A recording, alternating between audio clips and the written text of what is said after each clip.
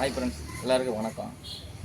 நம்மலாம் பழைய கதை கேட்டுருப்போம். ஆயா வடை சுட்டாங்க, காக்கா தூக்கிட்டு போச்சு அப்படின்னு கதை கேட்டிருப்போம். ஆனால் ஒரு காக்கா வந்து 1.5 பவுன் கை வலையில் தூக்கிட்டு போச்சுன்னா நம்புவீங்களா?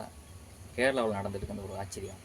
கேரளாவில் மலப்புரம் மாவட்டத்தில் திருக்கலங்கோடுங்கிற ஒரு பகுதியில் ஹரிதாங்கிற ஒரு அக்கா வீட்டு மொட்டை மாடில் துணி துவைச்சிருந்துருக்காங்க. துணி துவைக்கும்போது வலையில் டிஸ்டர்பாக இருக்காங்க சொல்லி அந்த 1.5 பவுன் வலையில் கலட்டி பக்கத்தில் வச்சு துணி துவைச்சிருந்துருக்காங்க. துவைச்சிட்டு இருக்கும்போது காக்கா ஒன்று வந்து அந்த வலையில் தூக்கிட்டு போச்சு. அந்த காக்கா வந்து மசாலோட கலரில் இருக்குன்னு சொல்லி மசாலோடன்னு தூக்கிட்டு போணுச்சா இல்லை தங்கம்னு தெரிஞ்சு தான் தூக்கிட்டு போணுச்சான்னு தெரியல. அந்த அக்கா அங்கிட்டு ஓடி ஆடி பார்த்துருக்காங்க, வலையில் கிடைக்கல. இந்த வலையில் தூக்கிட்டு போய் 3 வருஷம் ஆச்சு. 3 வருஷத்துக்கு அப்புறம் பக்கத்து ஏரியாவில் ஒருத்தர் தன் வீட்டில் இருக்கிற மாமரத்தில் மாங்காய் பறிக்கலாம்னு சொல்லி அவர் பொண்ணை கூட்டிக்கிட்டு மேலே ஏறி மாங்காய் பறிச்சு வந்துருக்காரு.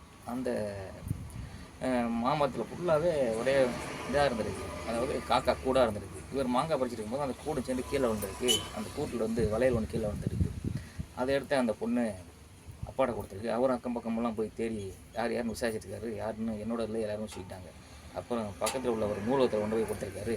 அந்த நூலகத்தில் உள்ள ஒருத்தர் வந்து அங்கே உள்ள போர்டில் எழுதி போட்டிருக்காரு, இந்த மாதிரி வளையல் இருக்குது, யாரோடன்னு தெரியல, யாராக இருந்தாலும் சரியான ஆவணங்கள் கொடுத்து வலையில் வாங்கிக்கலாம் சொல்லி எழுதி போட்டிருக்காரு. இதை கேள்விப்பட்ட நம்ம ஹரிதாக்கா தலைதறிக்க ஓடி வந்து அடித்து பிடிச்சி ஓடி வந்து அந்த 3 வருஷத்துக்கு முன்னாடி அவங்க போட்டிருந்தாங்கல்ல கையில் வளையல், அந்த ஃபோட்டோ, அந்த வளையலுக்கு உண்டான பில்லு எல்லாத்தையும் கொடுத்து சந்தோஷமாக வாங்கிட்டு போயிருக்காங்க.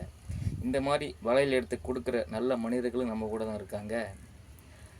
வழிப்பறி பண்ணுற மனிதர்களும் நம்ம கூட தான் வாழ்கிறாங்க. அந்த காக்கா நினச்சா கொண்டு தூக்கிட்டு போயிருக்கும் போதே என்னால் அது கடிக்க முடியல, கல்லாக இருக்குமோன்னு நினச்சி தூக்கி போட்டுக்கலாம். அந்த காக்கா 3 வருஷமாக பத்திரமா அந்த கூண்டுலேயே வச்சுருக்கு. எங்கேயாவது காது ஊற்று கல்யாணத்துக்கு போனால் போட்டு போகலாம் நினச்சிருக்கோம் போல இல்லை. அதனால் வளையல் அந்த காக்காக்கு தான் நம்ம பாராட்டணும். 3 வருஷமாக ஒரே ஒரு கூண்டில் வச்சுருக்குன்னா பார்த்துக்குங்க. அப்போ தங்கம் தெரிஞ்சு தான் அந்த காக்கா வச்சுருக்கு.